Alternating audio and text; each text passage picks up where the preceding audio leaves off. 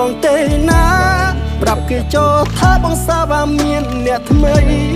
បងអាក្រក់មិនសមនោះល្អដូចថ្លៃគេជប់សង្ស័យដេញដល់ទៀតហើយ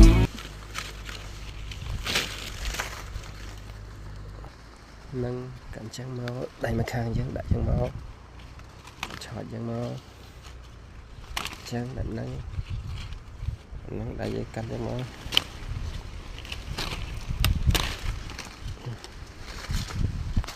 កាត់មេស្វាចន្ទីយកទៅបំបើចឹងមកឡើងលើចុងកាត់ពូជ